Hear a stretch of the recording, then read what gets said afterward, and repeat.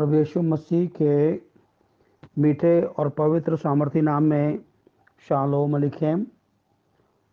सभी भाई बहन जो Jesus Christ new testament salvation doctrine के प्रिय भाई बहन हैं, उन सब लोगों को मेरा प्रभु यीशु मसीह के नाम में शालोम।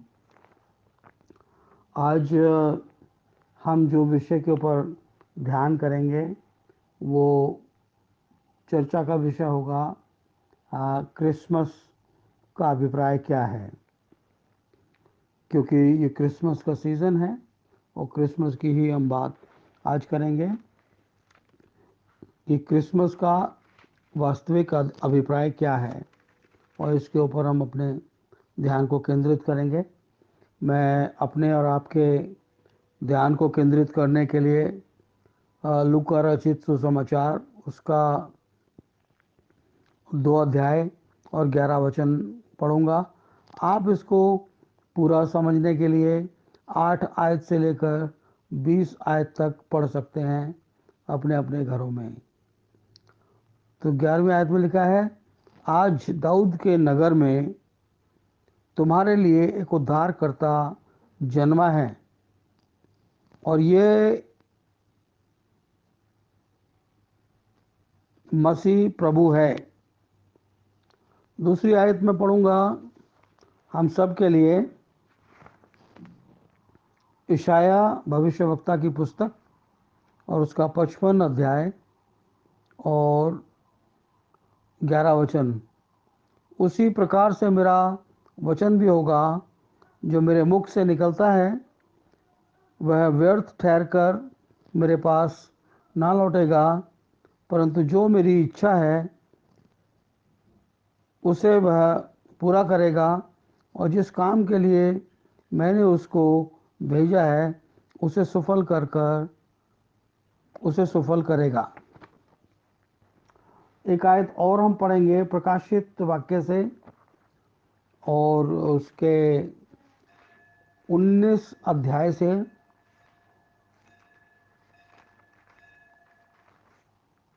और उसके 5 वचन से। तब सिंहासन में से एक शब्द निकला और हमारे परमेश्वर के सब डरने वाले दासों, क्या छोटे क्या बड़े, तुम सब उसकी स्तुति करो।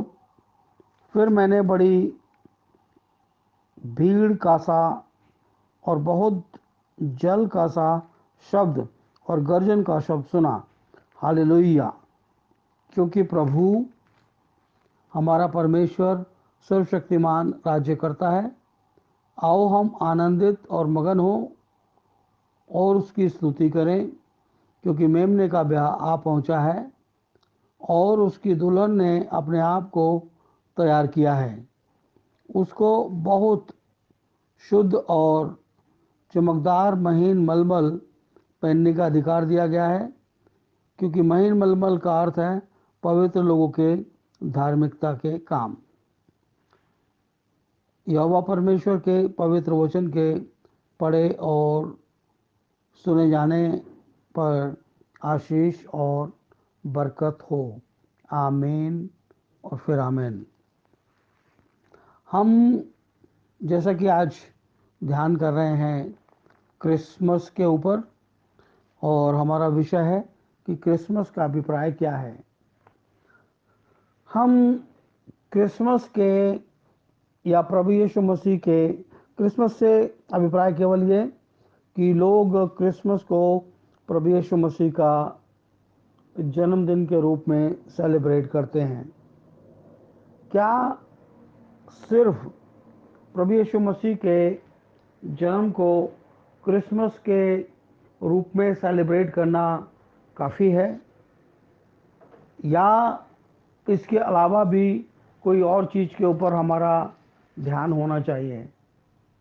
मैं ये बात बड़े होश में और बड़े विश्वास से कह रहा हूँ कि क्रिश्चियनडम या क्रिश्चियनिटी अर्थात मसीही लोग केवल दुनियादारी में दुनिया के लोगों की मानंद खो गए हैं। क्यों खो गए हैं? कि मनुष्य की मानसिकता सदैव मनुष्य की मानसिकता रहती है। जब तक वो आत्मिक रीति से ना सोचे, ना समझे या ना उसके ऊपर चले, तो वो शरीर ही होता है और शारीरिक काम करता है और शारीरिक कामों के अनुसार ही उसका न्याय किया जाएगा।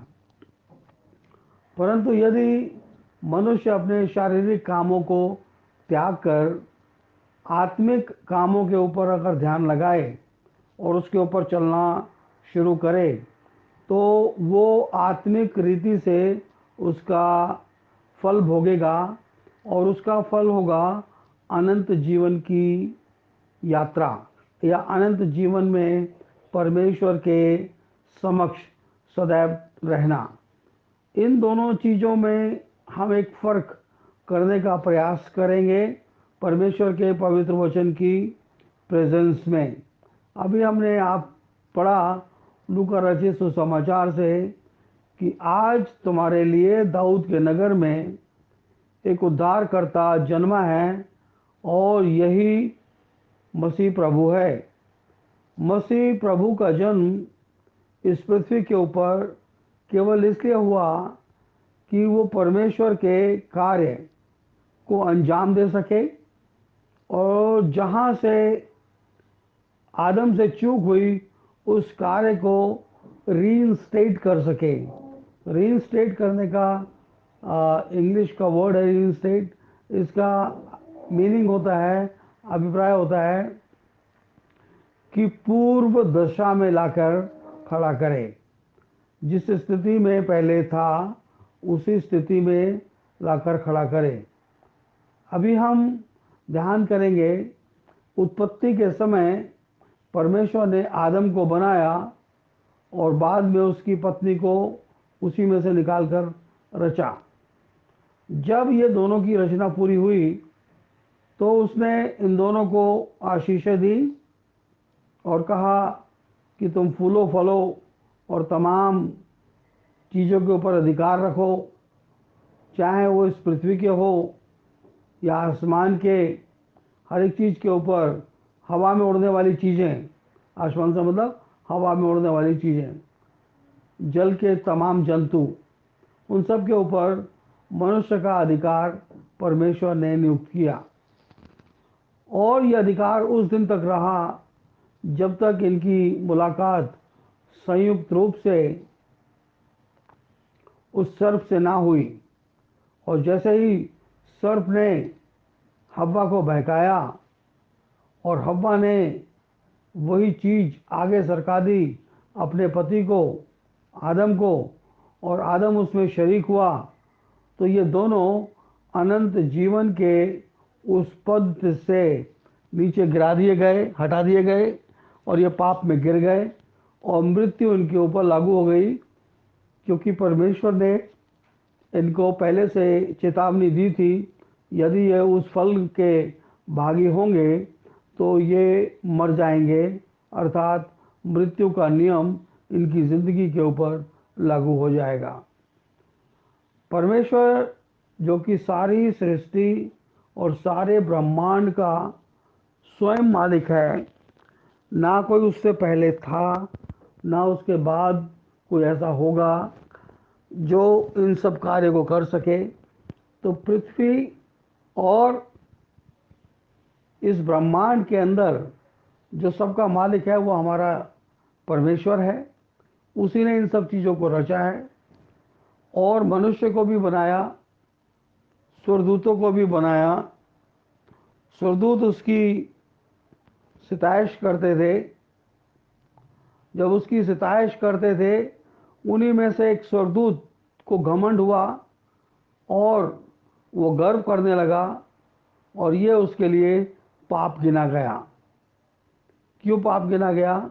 क्योंकि उसने अपने सिंहासन को परमेश्वर के तुल्य करने का जो निश्चय लिया, यह उसकी गिनती में पाप गिना गया और उसको आसमान से ज़मीन पे नीचे गिरा दिया गया। और जब वो ज़मीन पे गिरा दिया गया तो उसने एक युद्ध का ऐलान परमेश्वर के विरुद्ध किया, और उसी ऐलान के चलते उसने परमेश्वर की जो क्रिएशन इस पृथ्वी के ऊपर थी, उसमें से जो उसका पुत्र था आदम, उसको उसने बहकाया और बहकाने में कामयाब हुआ। कामयाब होने के सबब से अब मनुष्य का जीवन शैतान के हाथ में चला गया, और ये कभी हो नहीं सकता कि शैतान परमेश्वर के कार्यों के ऊपर जयवंत हो। और परमेश्वर ने हमारे लिए एक उद्धारकर्ता प्रभु मसीह को भेजा कि वो उन अंधकार की शक्तियों को परास्त करके परमेश्वर के राज्य को रीइंस्टेट करके परमेश्वर के पवित्र हाथों में सौंपे, और परमेश्वर का राज्य जैसे आसमान पर है इस पृथ्वी के ऊपर भी कायम हो। ये परमेश्वर की इच्छा के लिए इच्छा पूरी हो, इसके लिए उसने यीशु मसीह को भेजा। और जब उसने यीशु मसीह को भेजा तो परमेश्वर पहले ही इस चीज़ का निर्णय कर चुके थे कि इस पृथ्वी के ऊपर क्या क्या चीज़ें होने वाली हैं। आज यीशु मसीह को इस जगत में आए हुए 2300 बरस हो चुके हैं, और इन 2300 बरसों के अंदर एक चीज़ की अगर हम ध्यान करें कि मनुष्य को परमेश्वर के वचन से हटके दूसरे कार्य करना उसको बड़ा अच्छा लगता है। आदम की जो संतान है उसको ये अच्छा लगता है, परंतु ये ही बात है जो परमेश्वर को सबसे बड़ा दुख देती है, और परमेश्वर इस बात से सदैव दुखित होता है। मैं एक चीज़ आपके सामने रखना चाहता हूँ, और वो ये है कि जब परमेश्वर यहोवा ने मुल्क इज़राइल को जो मिस्र की गुलामी में थे, मिस्र की गुलामी से और फ़िरौन के बंधन से छुड़ाया, ये एक बहुत बड़ी मिसाल इस शास्त्र के अंदर दर्ज की गई है।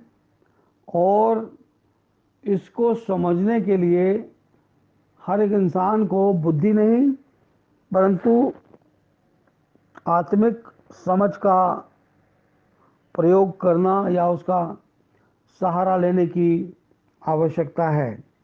अगर हम इस बात को आत्मिक रूप से ना समझें तो हम इसको अपनी बुद्धि से कभी नहीं समझ सकते, क्योंकि परमेश्वर की योजना केवल एक जाति को एक मुल्क से निकालने तक की नहीं थी। परमेश्वर की योजना अपने लोगों को गुलामी और उसके बंधन और पाप और मृत्यु से छुटकारा देकर इस पृथ्वी के ऊपर अनंत जीवन में प्रवेश करने के उस पूरे कार्य को करने और उसके ऊपर जय पाने और उस पर चलकर मसीह के साथ राज्य करने, जो मिलेनियम कहलाता है, का पूरा कार्य परमेश्वर ने तैयार कर रखा है। अब जितने लोग इन सब चीज़ों के ऊपर ध्यान लगाते हैं वो अपने जीवन की आत्मिक तैयारी के लिए जुट जाते हैं, और वो संपूर्ण रीति से परमेश्वर की योजना में पाए जाते हैं। परंतु जो लोग त्योहारों में लिप्त होकर रह जाते हैं और केवल उनकी जिंदगी त्योहारों तक सीमित होकर रह जाती है। वो परमेश्वर की प्रदत्त योजना को कभी समझ नहीं सकते, ना वो उसके अंदर भागी हो सकते हैं, ना उसके फल को कभी भोग सकते हैं। जबकि परमेश्वर जो हमारे जीवन का दाता है, वो चाहता है कि हम उसके जीवन के उस फल को भोगें और अनंत में परमेश्वर के साथ वास करें। अब हम ध्यान करेंगे थोड़ा सा कि ये क्यों मनुष्य के जीवन में ऐसा होता है। मैं पढ़वाऊंगा नहीं, परंतु आपको एक स्क्रिप्चर का रेफरेंस दूंगा, और वो हमको मिलता है पहला सैमुअल के अंदर और उसके 8 अध्याय के अंदर। अगर आप पहला सैमुअल और उसके 8 अध्याय को आप ध्यान से पढ़ेंगे तो उसको वो अध्याय आपको पूरा पढ़ना पड़ेगा, 1 वचन से लेकर 22 वचन तक। परंतु उस पूरे वार्तालाप की जो की पॉइंट है वो मैं आपके साथ पॉइंट आउट करूंगा, और वो वचन है 20 वचन, जिससे हम भी और सब जातियों के समान हो जाएं और हमारा राजा हमारा न्याय करे और हमारे आगे आगे चलकर हमारी ओर से युद्ध करे। ये उसका की पॉइंट है। और इस की पॉइंट को अगर हम हाईलाइट करते हैं, ध्यान से देखते हैं, तो यहाँ पर लिखा है कि और हम भी सब जातियों के समान हो जाएं। तो परमेश्वर के लोग, परमेश्वर ने अपने लोगों को जगत के लोगों से अलग किया है, परंतु लोगों की लालसा लगी रहती है कि हम जगत के समान हो जाएं। जगत जो है वो मृत्यु के अधीन है। जगत जो है वो मृत्यु के अधीन है, परंतु परमेश्वर ने अपने लोगों को बड़ी आशीष दी है। और जब परमेश्वर ने अपने लोगों को आशीष दी है तो उस आशीष को प्राप्त करने के लिए मनुष्य को अपने उस योजना को जो परमेश्वर ने उसके लिए छोड़ी है उसको सदैव समझना पड़ेगा। अगर मनुष्य उस योजना को नहीं समझेगा तो ये बात कैसे हम इसको बाइफरकेट कर सकते हैं।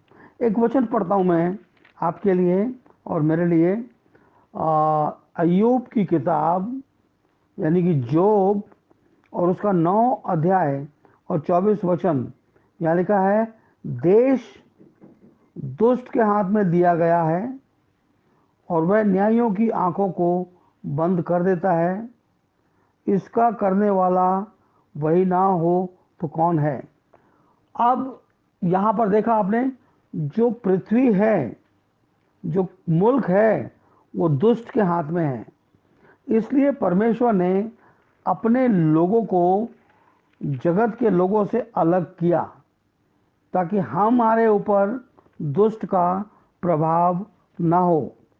अब जब हम जगत के लोगों से अलग रहते हैं तब हम अपने जीवन का उद्देश्य समझ सकते हैं। जैसे अय्यूब को लोगों ने इतना कहा कि तू परमेश्वर को श्राप दे, उसको कर्ज कर, परंतु अय्यूब ने अपने जीवन में परमेश्वर के पवित्र नाम को कोई भी बुरी बात नहीं बोली, परंतु वो सारा आदर और सारा मान पूरी जिंदगी परमेश्वर के पवित्र नाम को देता रहा। और इसी कारण अय्यूब को परमेश्वर ने ये बात दिखलाई, उसको दर्शन दिया, और वो इस बात को जानकर कहने पाया। उसको मैं पढ़ूंगा अय्यूब की किताब से, उसके 19 अध्याय से, उसके 25 और 26 वचन से। लिखा है, मुझे तो निश्चय है कि मेरा छुड़ाने वाला जीवित है, और वह अंत में पृथ्वी पर खड़ा होगा, और अपनी खाल के इस प्रकार नष्ट हो जाने के बाद भी मैं शरीर में होकर परमेश्वर का दर्शन पाऊंगा। 27 वचन में लिखा है, उसका दर्शन मैं आप अपनी आंखों से अपने लिए करूंगा, और दूसरा कोई दूसरा नहीं, यद्यपि मेरा हृदय अंदर ही अंदर चूर भी हो गया है, तो भी मुझ पर जो धार्मिकता का मूल पाया जाता है, तुमसे कहता हूं कि हम इसको कैसे सताएं। यानी कि अय्यूब को जो परमेश्वर ने दर्शन दिया और जो विज़न दिया, वो विज़न क्लियर करता है। वो कहता है कि अगर मैं इस बीमारी के चलते मर भी जाऊं, मुझे निश्चय है मेरा छुड़ाने वाला जीवित है, और अंत में वो पृथ्वी पर खड़ा होगा। यानी कि द डे ऑफ रेजरेक्शन, वो इस पृथ्वी के ऊपर खड़ा होगा, और अपनी खाल के इस प्रकार नष्ट हो जाने के बाद भी मैं शरीर में होकर परमेश्वर का दर्शन पाऊंगा। उसका दर्शन मैं आप अपनी आंख से अपने लिए करूंगा, और कोई दूसरा नहीं। यानी कि जो मेरा दर्शन है उसको मैं स्वयं करूंगा, कोई मुझे बताएगा नहीं, मैं स्वयं उसको देखूंगा। और ये परमेश्वर की एक सिद्ध योजना है, और सिद्ध योजना के अंतर्गत अगर हम क्रिसमस की चमक धमक में खो जाएं, और आज सारा संसार, पूरा यूरोप, अमेरिका और जितने भी रिच कंट्रीज़ हैं जो क्रिश्चियन कंट्रीज़ कहलाते हैं, वो पूरे साल कमाते हैं, और पूरे साल कमाने के बाद अपना सारा वैभव, अपनी सारी सामर्थ वो क्रिसमस की चमक धमक में अच्छे कपड़े पहनना, पार्टियां देना, और पार्टियों में जो जगत का आनंद है, जिसे वर्ल्ड अफेयर कहते हैं, उसके अंदर लिप्त हो जाना, और उन कार्यों को भी करना जो परमेश्वर की दृष्टि में अनैतिक हैं, उसमें लिप्त हो जाना, ये हमारे लिए लाभदायक नहीं है। अगर ये हमारे लिए लाभदायक नहीं है, तो हमारे लिए ये इसको हम लाभदायक कैसे बनाएं? क्योंकि आज से 2000 साल पहले परमेश्वर की जो योजना हमारी ज़िंदगियों के लिए आई, परमेश्वर ने बड़े अनुग्रह में हमको अपने पास बुलाया, और बुलाने के सबब से परमेश्वर ने हमसे ये चाहा कि हम परमेश्वर की सिद्ध योजना को अपनी ज़िंदगी में उतारें। तो उतारने का अभिप्राय केवल उसकी उस पैदाइश से ही संबंधित नहीं था। अगर प्रभु यीशु मसीह केवल पैदा होते और क्रूस पर हमारे गुनाहों के लिए नहीं चढ़ाए जाते, तो क्या हमारा उद्धार हो सकता था? तो जवाब है नहीं। जब हमारा उद्धार उस प्रकार नहीं हो सकता था, तो हमारे लिए उस उद्धारकर्ता को अपने प्राणों का देना भी आवश्यक था। और जब प्रभु यीशु मसीह को क्रूस के ऊपर चढ़ाया गया, और क्रूस पे चढ़ाए जाने के सबब से हम सब जानते हैं कि बाइबल हमारे लिए उस योजना को क्या कहती है। मैं एक वचन हम सब के लिए पढ़ना चाहूँगा, और वो हमें मिलता है कुरिन्थियों के दूसरा कुरिन्थियों उसके 5 अध्याय के 21 वचन में। यहाँ लिखा है, जो पाप से अज्ञात था उसी को उसने हमारे लिए पाप ठहराया, कि हम उसमें होकर परमेश्वर की धार्मिकता बन जाएं। जब प्रभु यीशु मसीह को क्रूसिफिक्शन दिया गया तो वो हमारे लिए पाप ठहराया गया, और पाप ठहराया जाकर जब वो गाड़ा गया और मुर्दों में से जी उठा तो वो परमेश्वर का पुत्र ठहरा। रोमियो 1:4 में ऐसा लिखा है।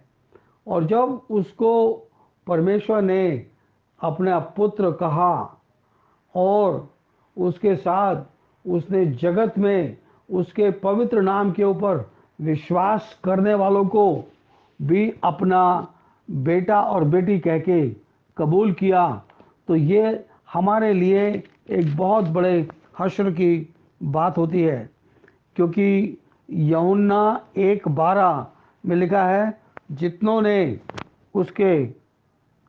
ने उसे ग्रहण किया उसने उन्हें परमेश्वर की संतान होने का अधिकार दिया, अर्थात उन्हें जो उसके पवित्र नाम पर विश्वास करते हैं। हम जो परमेश्वर के बेटे और बेटियां हैं, हम परमेश्वर की संतान ठहरते हैं। कब?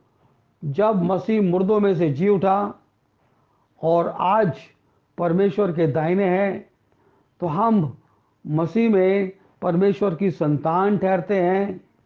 और जब हम परमेश्वर की संतान ठहरते हैं तो परमेश्वर की एक सिद्ध योजना है। हमारा अपना कोई वजूद नहीं है, हमारा अपना कोई वजूद नहीं है, हमारा वजूद मसीह में है। अगर हम अपने वजूद को ना पहचाने और अपनी अहमियत को ना जाने और केवल इस जगत के चमक दमक में खो के रह जाएं।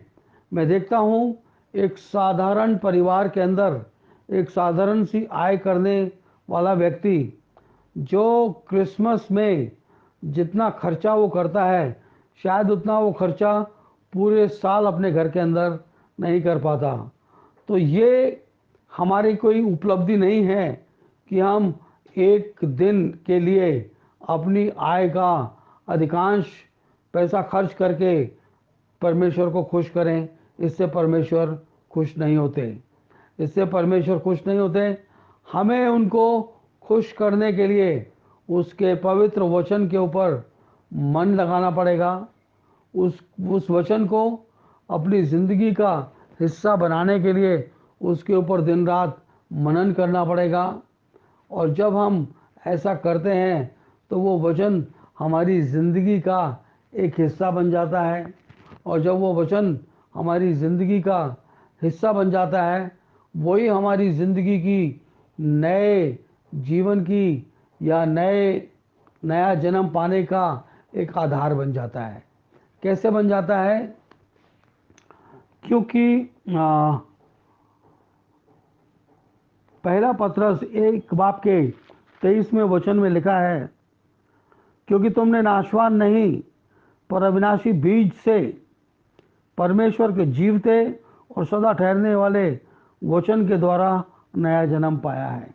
हमें उस वचन को मनन करना है जो हमारे लिए एक नया जीवन देता है और हमें नए जीवन की चाल चलने के लिए हमें प्रेरित करता है।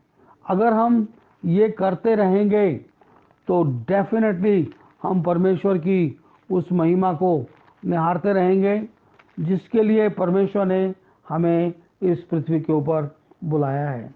क्योंकि बाइबल ये कहती है हमारा अपने आप में कोई वजूद नहीं है, हमारा वजूद मसीह यीशु में है।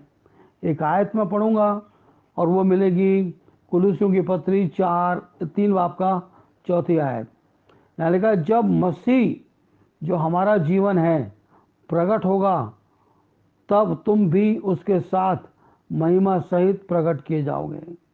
यानी कि जब मसीह जो हमारा जीवन है प्रकट होगा तब हम भी उसके साथ महिमा सहित प्रकट किए जाएंगे। यानी कि जब तक मसीह प्रकट नहीं है तो हमारा कोई वजूद नहीं है। क्योंकि मसीह में होकर हम परमेश्वर की धार्मिकता बनते हैं, मसीह में होकर। वैसे हमारी कोई अस्तित्व, हमारा कोई ठिकाना वो है नहीं कि हम अपने आप में किसी बात के ऊपर घमंड करें। हमारा घमंड करना केवल इस बात में है कि हम परमेश्वर को जानते हैं, हम उसको पहचानते हैं कि वही दया और करुणा के कार्य इस पृथ्वी के ऊपर करता है। अगर हम उस कार्य को जो वो हमारी ज़िंदगी में करता है पहचानते हैं और उसके पवित्र नाम की प्रशंसा करते हैं, तो ये हमारे लिए एक बड़ा फल है। आज जब हम इस पृथ्वी के ऊपर इस क्रिसमस टाइम को देखते हैं तो हमको ऐसा लगता है कि संसार के लोगों के साथ मसीही लोगों ने एक समझौता कर लिया है और वो अपने आप को उन लोगों के जैसा सिद्ध करने के एक बहस में जुट गए हैं और उन्होंने ठान लिया है कि हम जगत के लोगों के समान हो जाएंगे। जैसा शमूएल के समय में इजरायलियों ने कहा कि तू हमारे लिए भी एक राजा चुन दे और हम भी अन्य लोगों के समान हो जाएं। तो आज भी यहाँ पर एक डिमांड चल रही है। ऐसा लगता है कि हमें एक फेस्टिवल दे दो जिसका नाम क्रिसमस है और हम भी दूसरे लोगों के समान हो जाएं। जैसे वो लोग अपने फेस्टिवल मनाते हैं, हम भी अपने फेस्टिवल को मनाएं और अपनी चमक धमक को दिखाएं। जबकि जगत के लोग थोड़ा इस चीज़ चमक धमक में इतना नहीं रहते, परंतु मसीह उनसे भी आगे निकल गए। मसीह लोग उनसे भी आगे निकल गए। हमारा जगत के अंदर चमक धमक दिखाने का कोई अभिप्राय नहीं है और चमक धमक से परमेश्वर प्रसन्न भी नहीं होते। परमेश्वर केवल इस बात से प्रसन्न होते हैं कि हम उनके वचन को अपनी ज़िंदगी में सुनते हैं, उसके ऊपर चलने का प्रयास करते हैं। क्योंकि बाइबल कहती है कि आज दाऊद के नगर में तुम्हारे लिए एक उद्धारकर्ता पैदा हुआ है। और वो उद्धार का कार्य कब होगा? उद्धार का कार्य जब होगा जब हम परमेश्वर की पूरी योजना को समझ जाएं। जब तक हम परमेश्वर की पूरी योजना को नहीं समझते तब तक हम उस उद्धार के कार्य को नहीं समझते। उसकी पूरी योजना कहाँ छुपी हुई है? योजना ये छुपी हुई है, पहला कुरिन्थियों 15 अध्याय 52 वचन 52 वर्ष। ये क्षण भर में पलक मारते ही अंतिम तुरही फूंकते ही होगा, क्योंकि तुरही फूंकी जाएगी, मुर्दे अविनाशी दशा में उठाए जाएंगे और हम बदल जाएंगे बदल जाएंगे। तो हम अपने बदल जाने के उस प्रोसेस के अंदर लग जाएं, ताकि हम किसी भी रीति से मरे हुओं में से जी उठने के उस पद को प्राप्त करने में कोई कसर ना छोड़ें। हम फुर्ती करें और उस रेजरेक्शन के पद को प्राप्त करें। जी हाँ, रेजरेक्शन यानी कि मृत्यु से उत्थान तक का जो जीवन है, रेजरेक्शन जिसमें मुर्दे का जलाए जाने का काम होता है, उस पद को हम प्राप्त करने के लिए जुट जाएं तो हम परमेश्वर की महिमा को देखेंगे और तब हमारी ज़िंदगी में यीशु मसीह के पैदा होने का जो मतलब है वो सार्थक हो जाएगा। अगर हम केवल उसकी पैदाइश को सेलिब्रेट करते रहेंगे तो वो कभी भी सेलिब्रेट नहीं की जा सकती। उस पैदाइश के साथ साथ उसकी उस मृत्यु को भी याद करना है जो परमेश्वर की सिद्ध योजना के अनुसार है। और जब तक हम ऐसा नहीं करते तब तक हमारी ज़िंदगी से एक बहुत बड़ा भाग, एक अनजान अछूता रहता है, जिसको हम जान करके भी उसको हम अनजाने में त्याग देते हैं। क्यों त्याग देते हैं? क्योंकि परमेश्वर चाहता है कि हम उन बातों को जानें जो अनंत जीवन के लिए इम्पॉर्टेंट है। यहाँ पर एक बात लिखी है स्वोपदेशक की किताब में 7 बाब के पहले पद में, अच्छा नाम अनमोल इत्र से और मृत्यु का दिन जन्म के दिन से उत्तम है। जब हम मृत्यु को पूरे हो जाएंगे और जब हमारा प्रभु हमको मृतकों में से उठा लेगा तो हम बदल जाएंगे, और जब बदल जाएंगे तो उस अनंत जीवन के लिए हम तैयार हो जाएंगे। और जितने जीवित रह जाएंगे वो पलक मारते ही बदल जाएंगे। तो ये योजना प्रभु यीशु मसीह के जन्म से लेकर अनंत जीवन के लिए ठहराई गई है। और जब तक हम उस योजना के अंतर्गत अपने आप को नहीं ले आते परमेश्वर के अनुग्रह के अनुसार, तब तक ये केवल क्रिसमस को सेलिब्रेट करना हमारी ज़िंदगी के लिए अपर्याप्त माना जाएगा। तो मेरे अजीज साथियों, ये है क्रिसमस का अभिप्राय जो मैंने छोटे से संदेश के द्वारा आप तक पहुंचाने की कोशिश की। मैं समझता हूं कि आपको ये पसंद आएगा, और अगर इसके ऊपर कोई सवाल होंगे तो वो भी हम करने के लिए तैयार हैं। 1-to-1 क्वेश्चन या ग्रुप के अंदर क्वेश्चन आंसर किए जा सकते हैं। तो प्रभु यीशु मसीह का अनुग्रह आप सब लोगों की ज़िंदगी में बना रहे, और new testament Jesus Christ new testament salvation के तमाम प्रिय भाई बहनों को मैं एक दफ़ा फिर से शालोम बोलता हूँ, और आने वाले 2024 के नए साल की शुभकामनाएं भी देता हूँ। प्रभु हमारा परमेश्वर प्रभु यीशु मसीह के नाम में हम सबको ब्लेस करे और अपनी आत्मा से परिपूर्ण करे। और जितने लोग अभी तक अपने आप को यीशु मसीह के नाम में बैप्टिज्म के लिए तैयार कर पाए हैं, वो रिपेंटेंस के साथ आएं और प्रभु की महिमा को देखें। God bless everyone. आमेन, आमेन।